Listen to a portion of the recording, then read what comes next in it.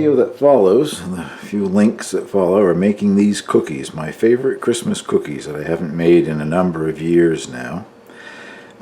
It's the same dough mixture, and you just do things to it to make it different. Obviously, I added cocoa and made chocolate, different fillings in them.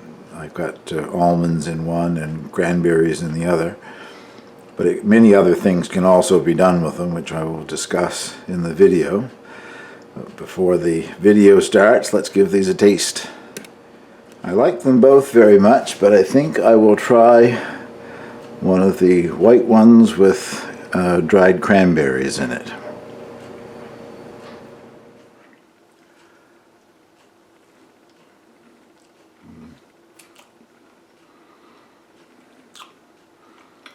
I have a biased opinion. I love the things.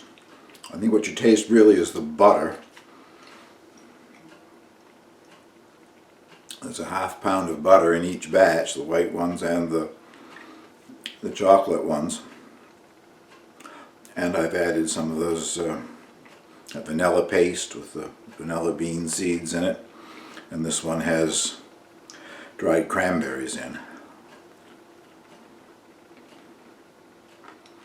They're very tender and moist and tasty. My favorite Christmas cookie, and what follows will show you how I make them. And if you're interested, I hope you'll give them a try. I made 2 versions of this cookie recipe, but it is very versatile. There are many things that you can do with it, and I'll discuss some of them as we go along here. But the first batch that I'm making is the white batch with dried cranberries in it. So let's look at the ingredients here. Butter is 16 tablespoons of butter, if you want to measure that way. 227 grams or 8 ounces. Basically, we're talking 2 sticks of butter if you buy butter in sticks. And I'm using an unsalted butter. I'm adding a ½ teaspoon of salt, so if you only had salted butter, just eliminate the ½ teaspoon of salt and you get the same effect. 1 cup of sugar, which is 200 grams or 7 ounces. 1 large egg plus 1 egg yolk. A teaspoon of vanilla or almond extract, or a combination of the two. I'm going to use the vanilla paste again. I like that. And 2 cups of all-purpose flour, which is 256 grams or 9 ounces of all-purpose flour. And 1 cup of dried and already pre-cut, the ones that I bought, cranberries.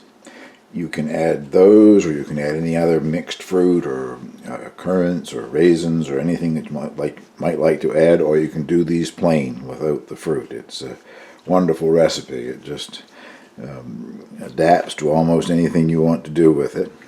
So let's get started and get this in the mixer. First I'm going to sift the flour and the salt together to get rid of any lumps. I already added the ½ teaspoon of salt to the flour.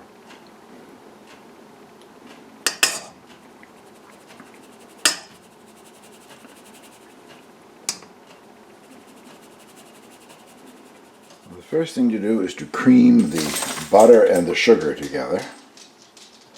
Room temperature butter. I've had it out at room temperature for several hours to make sure it's soft.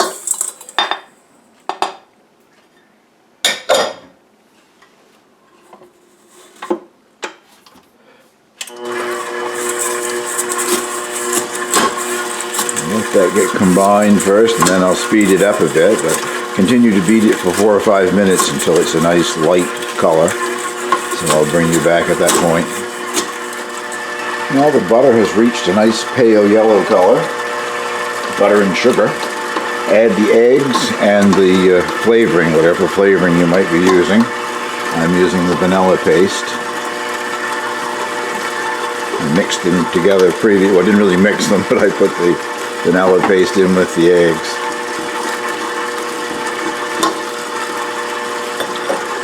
Turn the speed up on that a little and let it combine, and I'll bring you back in a second.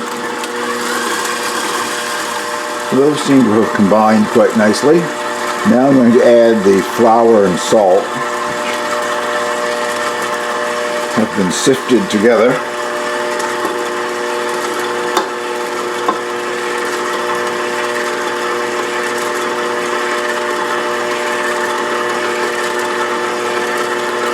You want it to be combined, but you don't want to beat it too long because that will develop a gluten with the flour and make your cookies a little on the tough side. No leavening, as you have noticed.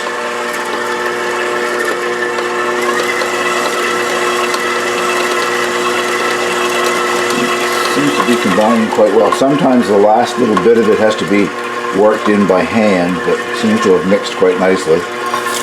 Add the cranberries, just get those mixed in a little bit.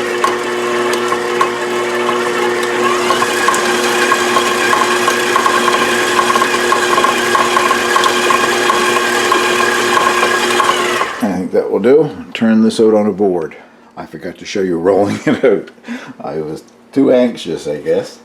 All I did was just turn it out of the bowl, and on a lightly floured surface just sort of kneaded it into a lump, one mass, and then rolled it with my hands to the size that you want the log to be. These are refrigerator cookies, so that's now going in the refrigerator for at least 30 minutes, and then it can be brought out and sliced and ready to bake.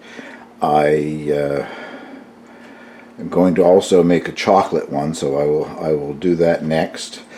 In the refrigerator, you could wrap it in plastic wrap and leave it there, and it would store for at least a week until you're ready to use it. But I'm not going to bother to wrap it because I'm going to be baking the cookies later today. I just want the butter to firm up in there in the refrigerator to make it easier to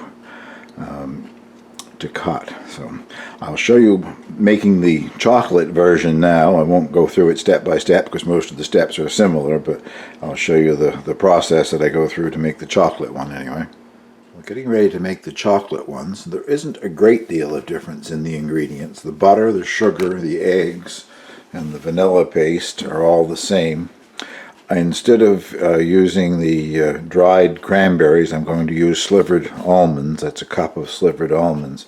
And the flour and salt mixture, weighed out the flour, and then removed 1/4 cup of the flour, and added 1/2 cup of a good quality cocoa, plus the 1/2 teaspoon of salt. So I will bring you back after I have creamed the butter and sugar together and beat the eggs in. Bring you back for the final steps, actually, is what I'm saying, I guess. You saw the other ones before with the white ones, so be back in just a few minutes.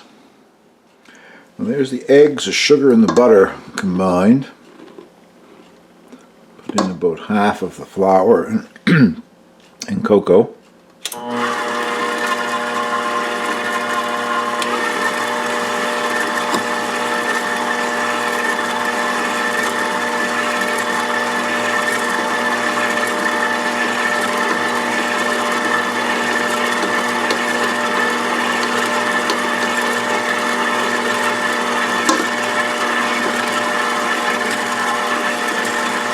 Probably have to scrape the sides down a couple of times, but I'll bring you back after I have that combined.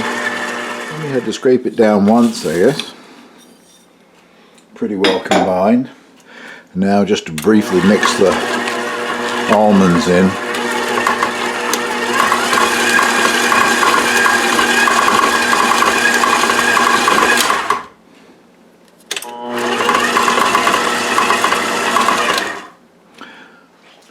This time I remembered to film the messy part here.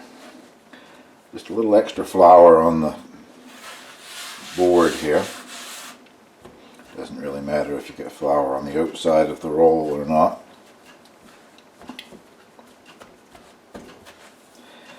I'm just going to shape that into a log, roughly the same dimension that the other one is in. As I said, this is a very versatile. You can do many things with it. If I hadn't have added nuts to this and cranberries to the other one, you could roll them out into a rectangle and put one on top of the other and then roll that up into a log, and when you slice it you have pinwheels. Or you can take like this chocolate one here, roll out the white one into a rectangle, roughly that wide, and wrap it around this.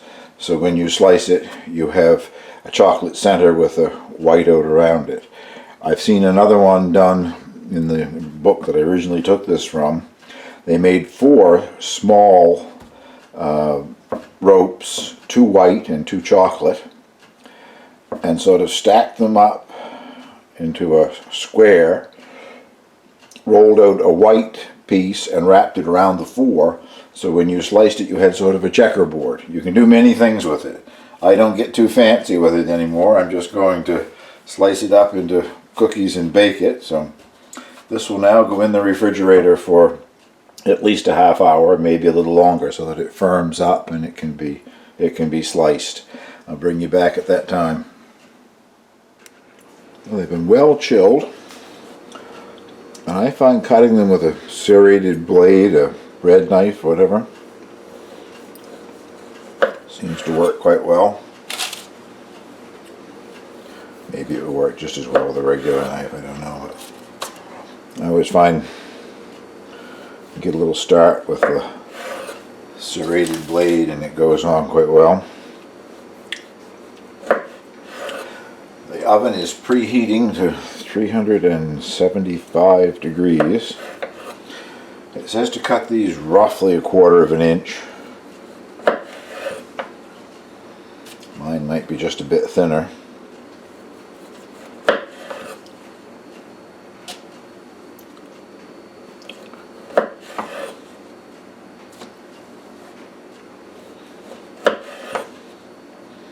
This is only half of the dough, by the way. I cut both logs in half, and one's still in the fridge. That didn't work so well.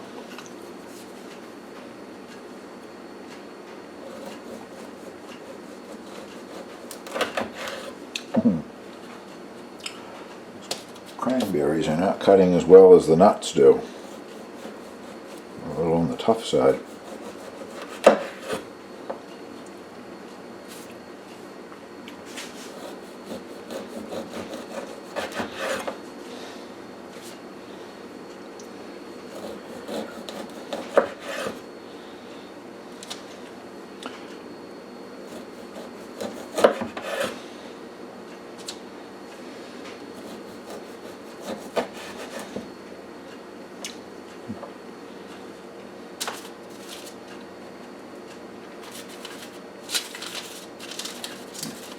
Try to build a cookie out of the piece that fell off. Well, I'll bring you back and show you what these look like when they come out of the oven. Well, there's the first tray out of the oven. I would say I've got to do 4 or 5 more trays, I guess, anyway. I'll show you the finished product when I get them all baked. Well, as you can tell, artfully arranging things is not my strong point. They are finished, they're out of the oven. That is all of them, except of course 1 and 2 that I've tasted. I made an adjustment, and I will make the adjustment in the recipe, which I'm going to print below the video here on YouTube.